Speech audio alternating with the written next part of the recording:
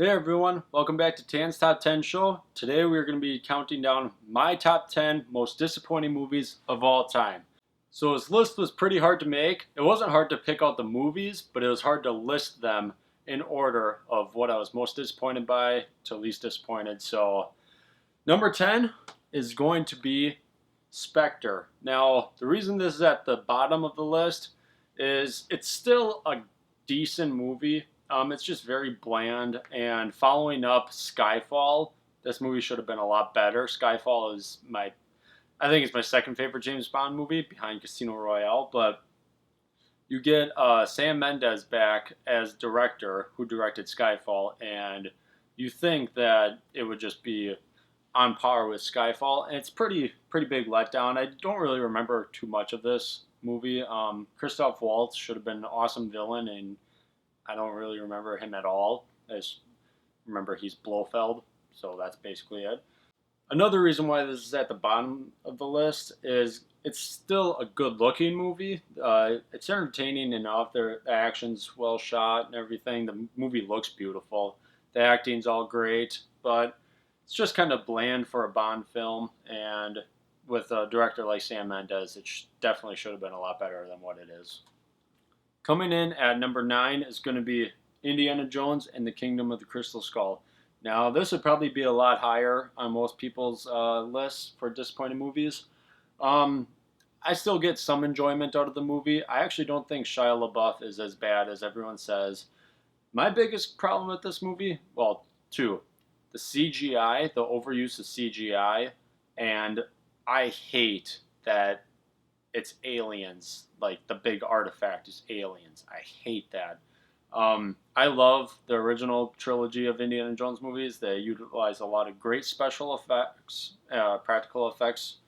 And with the overuse of CGI, Spielberg, I don't know what you were doing. You're an awesome director. I don't know why you felt the need to go all George Lucas on us and use a bunch of CGI. But, I mean, you still get Harrison Ford in this movie. You get some of the old Marion. You get her back. Yeah, and Cate Blanchett as the villain is just pretty bland. She could have been a lot better. And, yeah, Shia LaBeouf, I don't think he should have been in the movie, but he doesn't hurt the movie as bad for me as he does for everyone else. Just the fact that it's the aliens, I hate that. It's stupid.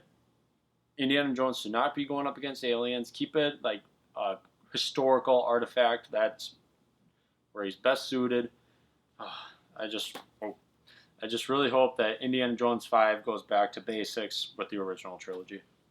All right.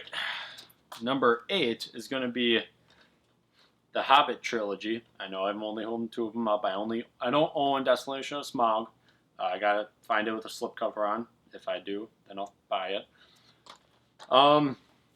So Lord of the Rings trilogy, they're now my favorite movies of all time. So the Hobbit trilogy should have been so much better than what they were. I was really looking forward to An Unexpected Journey. I actually enjoyed it a lot the first time I saw it in theaters. But my biggest problem with this movie is the way these movies look. These movies look so computerized and animated and clean, and I hate it.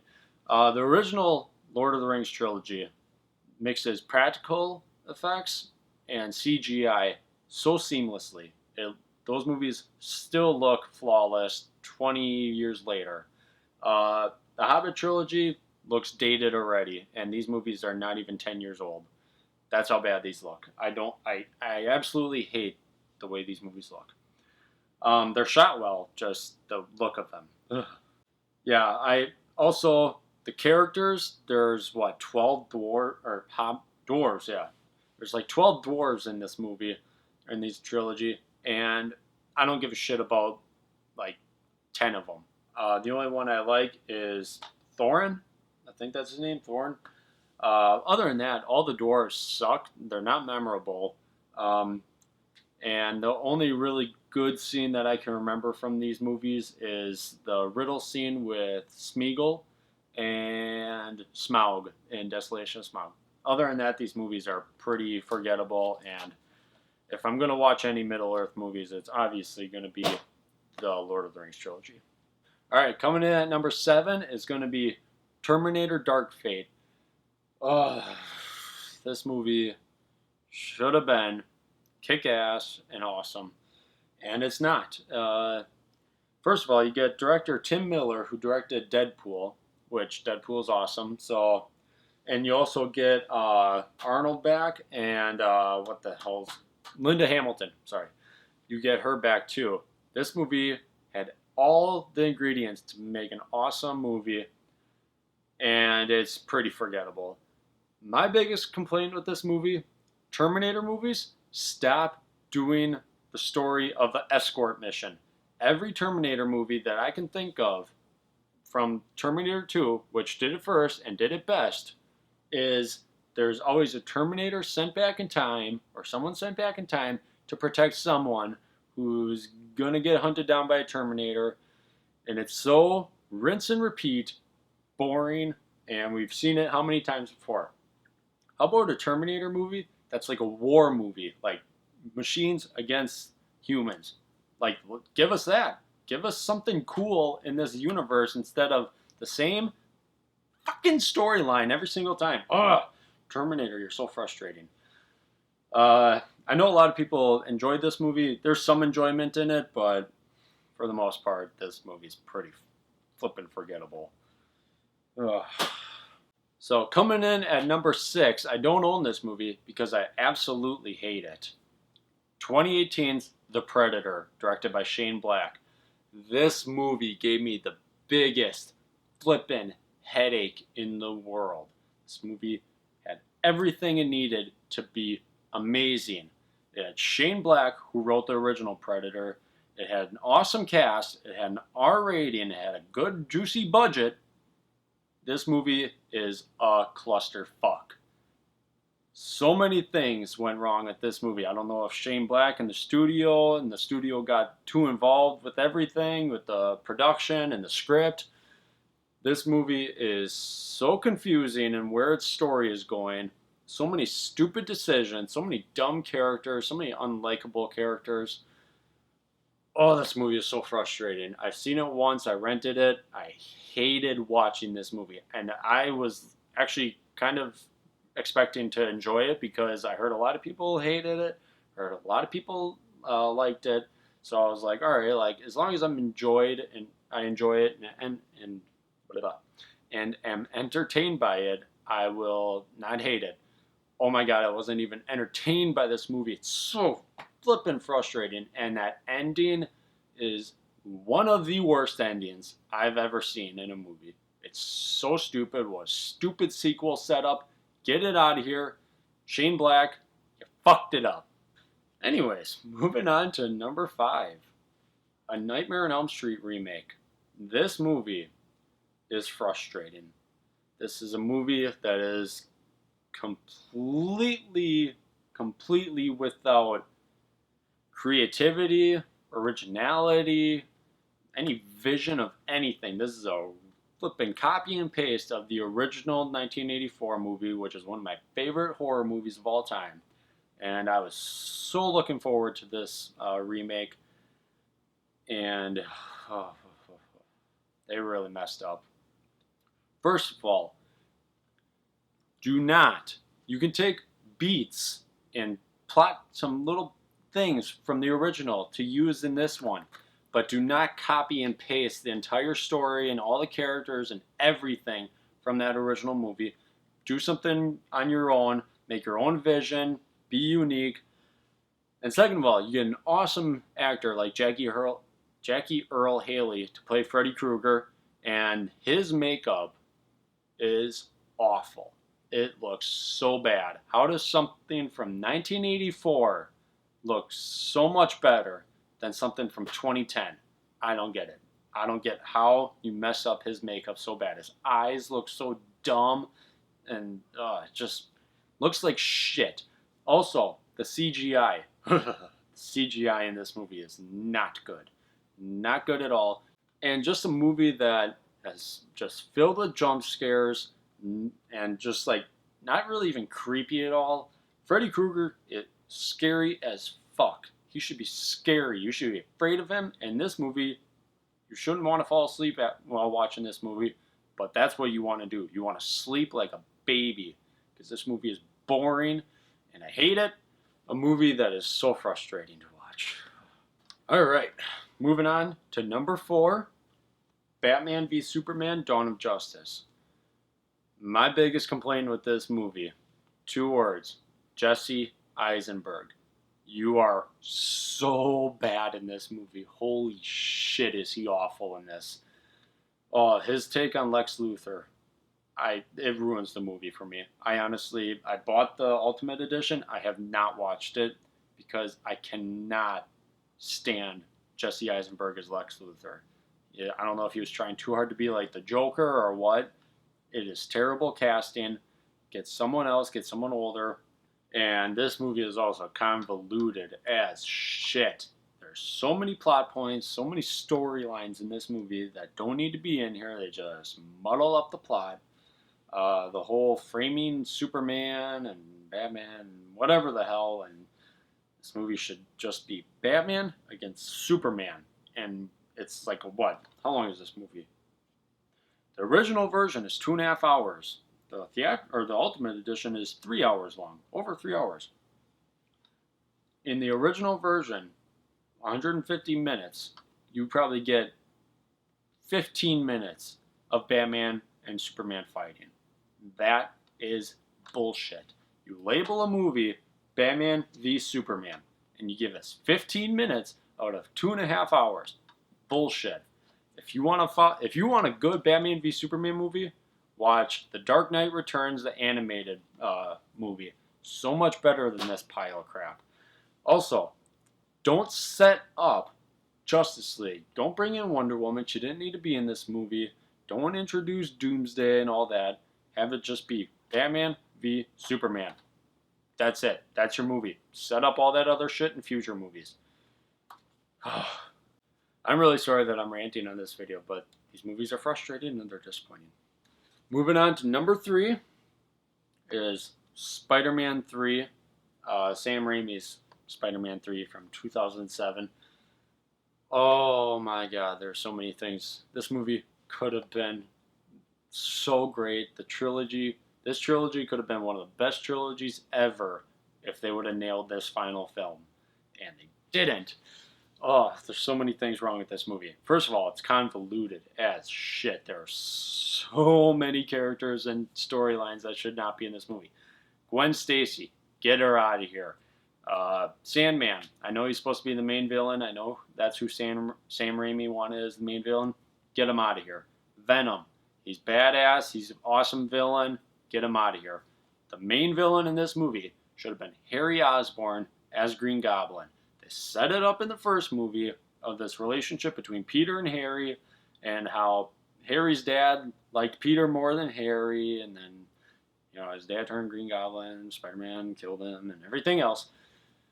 Anyways, this movie should have been Harry against Peter, and that's it. And maybe MJ's thrown in the mix. Don't make her a damsel in distress at the end. Just have it be Peter versus Harry at the end, and maybe she runs in to try to stop them. Maybe something tragic happens. That would have been awesome. But nope, that's not what we got. We got a very convoluted movie that I still enjoy watching. It's not as bad, I would say, as everyone says it is. It's not the worst Spider-Man movie. I would rather watch this than both the Amazing Spider-Man movies. But just for how good the first 2 Spider-Man movies are and how much I like those, this is easily a big disappointment for me. So, Spider-Man 3, you messed up. Alright, coming in at number 2 is going to be The Godfather Part 3. 2 things that would have made this movie so much better.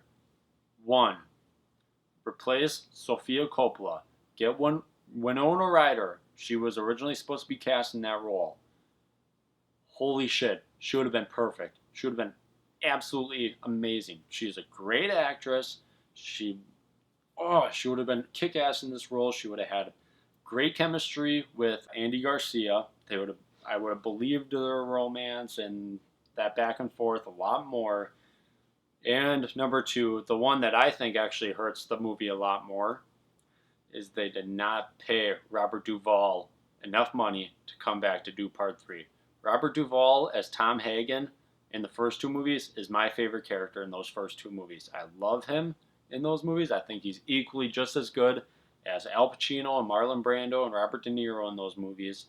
He didn't come back because he wanted the same amount of money as they were paying Al Pacino for the third movie. And they didn't pay it.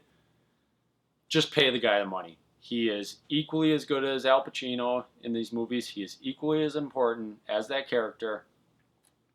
And it shows that this movie needed Tom Hagen in it. You need a character. Tom Hagen he's not a great guy, but compared to Michael, Tom is a saint.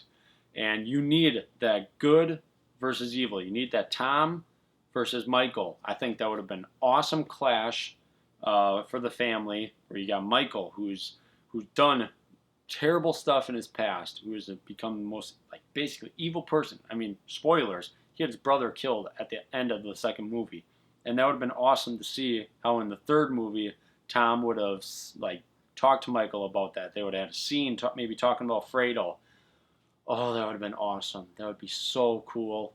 But no, we didn't get that. Instead, we got a lot of just bullshit with the Roman Catholic Church and a lot of stuff that doesn't make sense. It's really confusing, and yeah. I mean, I don't hate the movie. I still get a lot of enjoyment out of it. It's just that it follows up two of the greatest movies ever made, that it's cast in a shadow. And if it would have just fixed a couple things, I think this movie maybe could have held up compared to those other two. But as it sits, it's just a pretty disappointing film. But my number one most disappointing movie of all time, it's actually the most recent movie on this list, Star Wars: The Rise of Skywalker. Now, I know a lot of people either would have had The Phantom Menace on here, or The Last Jedi, or one of those movies. This is the one for me. This one did it for me. So, I did not hate The Last Jedi as much as everyone else did. I think I actually really liked that movie. There's a lot of things in that movie that could have been done better, but I appreciate the balls and the twists and turns that Rian Johnson had to take the Star Wars franchise. It's not what everyone wanted, but I appreciate that he did his own vision. And J.J. Abrams was in charge of the third movie to conclude this entire saga. And what does he do? He spends so much time trying to undo what Rian Johnson did. No, you're an idiot. Why would you do that? Okay? Sure, it's not a lot of the fans were pissed off with Last Jedi, but you do not spend so much time of your final movie undoing the things in the last movie. Maybe branch off from what Rian Johnson did, make it an interesting story, do some cool shit, and I'm sure fans would have appreciated it a lot more. As it stands, this movie is so frustrating. This movie has no balls to do anything brave, to do anything daring or unique, or have any sort of tension at all. Spoiler alert, when they blew up Chewbacca, or blew him up in that ship, and you're like, holy shit, they just killed Chewbacca. And then literally 3 minutes later, it's shown that he was in a different ship. He's fine. Really? Really? Why the fuck would you have a scene where you think he's dead then? That's stupid. Kill Chewbacca off. Sure, maybe fans would be upset about it, but it gives some stakes to this damn movie. This movie has no stakes. I felt no tension in this movie. I almost fell asleep, honestly, watching this. Oh, another thing. Don't bring back Emperor Palpatine. We didn't need him. We did not need him. Sure, Kylo Ren killed Snoke in The Last Jedi. That was unexpected. That was pretty cool. I thought it was actually a cool twist. And then it turns out he's just a clone, and Palpatine made him, and Palpatine was behind this all. Stupid. You should have made this movie Rey against Kylo. That would have been awesome. Another thing with this movie is that it is so bunched up with storylines and so convoluted that we didn't need so much of this shit. The story was not well thought out. There are so many MacGuffins, things like, for those of you who don't know, a MacGuffin is a item in a story or a movie that people just have to get to, and it basically just drives the plot forward. It's a item for them to retrieve that doesn't matter to the story, basically. There are so many MacGuffins in this movie that it's stupid. There are like two of them within the first hour. The first like 20, 30 minutes of this movie feels so rushed and so so frustrating and so confusing. What the hell is all going on? Honestly, I think this movie should have been 3 hours long, or like it's a Star Wars movie, and it felt like they were afraid to make it like 3 hours long. It's a Star Wars movie. People are gonna go see it. Make it as long as you want. Avengers Endgame, 3 hours long, highest grossing movie of all time. You can make this movie longer and flesh out storylines and characters, and people will go see it. It doesn't matter. So yeah, Star Wars: The Rise of Skywalker. I still get some enjoyment out of this movie, but for the hype that I had for this movie, and this, they say it's the conclusion of the entire Skywalker saga, I think this did a piss poor job of concluding it. I am very disappointed with this movie. Could have been a lot better. Honestly, the only thing I like about this movie is Adam Driver's Kylo Ren. Kylo Ren, I think, is awesome. Other than that, this movie is basically on par with the prequels, I think. So, yeah. Anyways, sorry about that long rant video, guys, but for a video about my top 10 most disappointing movies of all time, you would probably guess that it's going to be a lot of ranting, a lot of me being upset about these movies. But now we're through with that. I hope you enjoyed the video. Share down in the comments some movies that disappointed you. I'd love to read them, talk to you guys about that. So, yeah. And look out for a couple more videos coming soon. I've come up with a lot more top 10 video ideas. So, hopefully I'll be shooting some of those soon and getting them out to you. So, thanks guys for watching, and we'll see you next time.